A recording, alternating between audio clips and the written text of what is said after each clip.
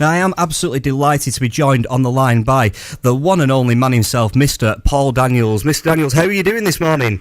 As they say in Bolton, buongiorno. And I'm doing fine, yeah. All is good, the sun is out. Wonderful. And the icicles on the enemy nose are easily chipped off. Wonderful. I hear you're in Wigan today, is that right? Yeah, I've got to hand it to Bolton FM. Somebody's been reading my tweets. That could be me. It could be you. Yeah, well, that's where I am. I'm currently in, it depends how posh you are. It's either Mesner Street or Main Street. We've got a shop there. Yes. And I'm just changing the windows over. It's my daytime job. You're actually doing a day's work in the shop then today, are you? I'm shop management, and my son is shop labour. Brilliant. So you're in Wigan, and we've got to talk about. So I mean, I've got to talk about from when I was growing up. Of course, I remember the Paul Daniels show, and it's what got me into magic, and of course the Paul Daniels magic set that I started with. And I'm sure any magician of my age, maybe older, maybe younger as well, of course, got a Paul Daniels magic set, and that's how they started as well. Whoa! Should I really be taking the blame for this? I don't think that's fair, No, I think if you ask my wife would definitely put the blame on you for that. I would say so. I'd say so. Poor suffering wives, yeah, right. So, of course, we followed you for all those years. How long did it run for, the Paul Daniels show? Was it 13 years? It ran for 16. 16 years. 16 years ago. Right, brilliant. How was that for you? Was that your was that your main break, or were you kind of big before that as well? Or I started working. I did shows for Granada first. Right. Paul Daniels managed for Granada. Then I moved south to BBC, and then. But I mean, it's an oddity. Because the television shows were the only thing that people became aware of you, but I never stopped working. Most of my income came from live shows, Yes, from clubs, and in those days, cabaret clubs, we had a lot of them, theatres, after dinner work, cabarets, stuff like that. Yeah. Excellent. So, you've done it all, really, haven't you? You've done you've done game shows as well, Wipeout, every second counts, Odd One Out. Well, that was because the BBC wanted more magic. So they're a bit nutty, television executives, in that they don't seem to look back and learn. In the old days of theatre, a long time ago, my son, people would come round the theatres like Albert Modley or Max Miller and all that, and everybody thought, wow, they're wonderful, but they only came round once a year. Yeah. And television, one time they put Russ Abbott, who's a very funny guy. Oh, yeah, definitely. But they put him on for 26 weeks. Nobody's funny for 26 weeks. Nobody. And so what happens now is they just run them into the ground, they kill them off, and everybody says television's boring because it's the same people every week. Yes. So when the BBC came on to me, we want you to do more magic, so I no, 10 a year maximum. Yeah. You want me to do something else? I'll do chat shows or game shows or something like that, You see, I'd have been quite happy to see you on TV every week, to be honest, as I was growing up, but it wasn't to be, was it? It was just kind of... you'd have gone off me. Your wife would have been saved a life of saying pick a card, Yeah, she's had all that, yeah. So, of course, let's go on to more recent years. Of course, you made a guest appearance on Wife Swap with Debbie. Yes, that wasn't a good deal. I got Vanessa Feltz. Anyway, in fact, on the live show, she had to play the part of my assistant as part of the plot, Right. And she came on, and me being snidey, I said, "Is that one of Debbie's costumes?" Fair enough. Oh dear, I was in trouble again. Yes. Are you quite a joker at home as well, or is it just all the time? Yeah, all the time. Stop. Oh, what's the point of being miserable? Well, this is my point exactly. Yeah. Hard up or rich, you can be happy. So let's just jump back a few years again. Of course, Whizbit, which is for the BBC. Go and have a look on whizbit.tv if you want to know what's happened there. Oh, right, okay. So on internet. On internet, I'll have a look at that for you. No problem. Where is Wooly? Is Wooly still around, or...? Woolly. Oh, my name's Woolly Rabbit. Yeah. Hi there, my name's Wisbit. I come from the planet of Wow. I used to do all those voices. Blimey. Yeah. He's hanging around somewhere.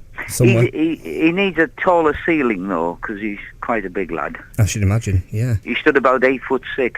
Inside him, actually, inside the knitted, it was actually knitted, that thing, was a guy about 6'4", and black as the ace of spades. It was so funny seeing him, this white rabbit take this costume off, and there's a black guy inside, you know. Oh, wow. Excellent. So, let's go on to Strictly Come Dancing. How was that for you?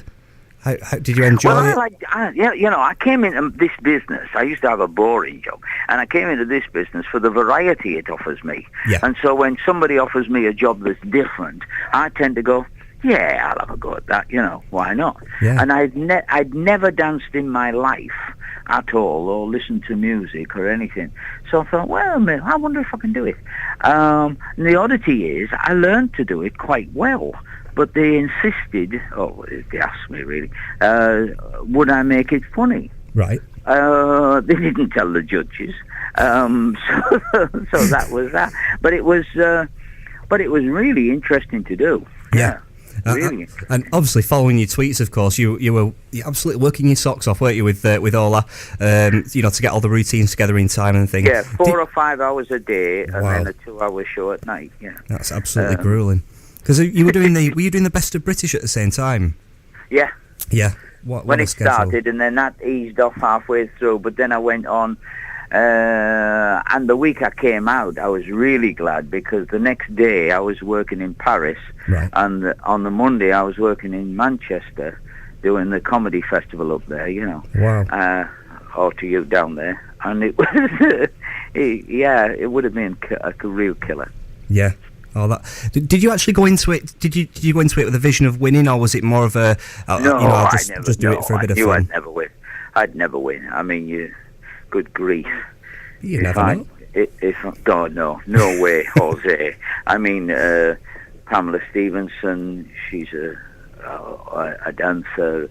Matt had been taking lessons. I think the guy I like best on there, in terms of competition and ability and everything, is Scott. I think he's brilliant. Yeah. That's brilliant. Back to the magic. Let's take a look at some of the awards you've won over the year. Yeah. I suppose we better go on back onto that. Do you want to buy it? Yeah, I may actually nip over this afternoon. That wouldn't be a bad idea. Well, there's a lot. I tell you what, there is. There's some really good DVDs and magic books here. Right. And you should send your wife in to buy them all for you for Christmas. Yeah, I'm sure that'd go down a treat. Yeah, that'd be great. You won the Magician of the Year, which was awarded by the Hollywood Academy of Magical Arts at the was that the Magic Castle then in 1983? Yes. They changed the name. Right. Oh lordy, what did I call them? Because of a speech I made over there, it's the Hollywood Academy of Magical Arts and Sciences. Right. Was their full title, and I pointed out the initials on that was Hamas, and as they had suffered at the hands of the Middle East, not a good idea. They changed the names. Oh dear. And the ooh wasn't to you. It's a beautiful little kid just come in the shop. Oh, so right. Just ooh, yeah. Sorry. You were also the first recipient of the Masculine Award, which was awarded for services to British magic by the Magic Circle. Of course, anybody in magic knows all about the Masculine Award, and what an achievement that was to be the first recipient of that. How did that feel to win that? Well, it hadn't been given for a very long time, because it's a kind of a special award. Yeah.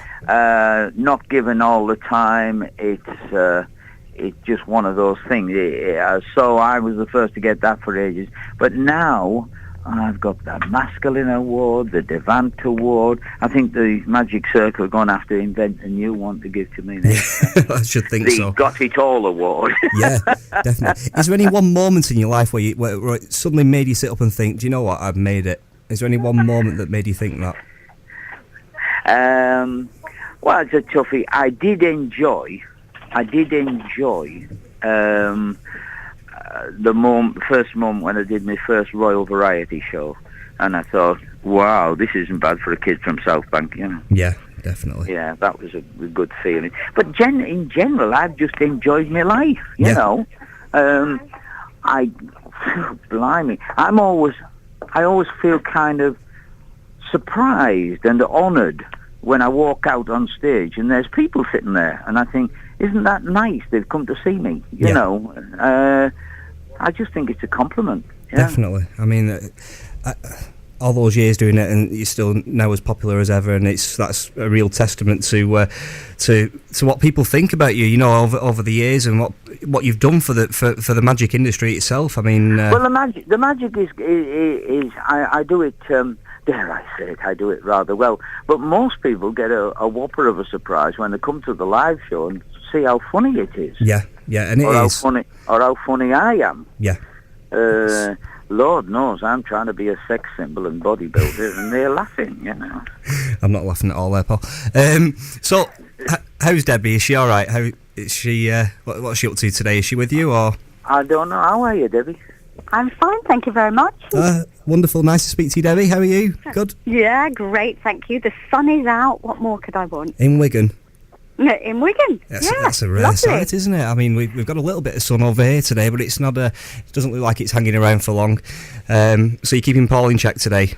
Oh, I am. Yes. Is it a full-time job? Certainly is. I give up most of the time.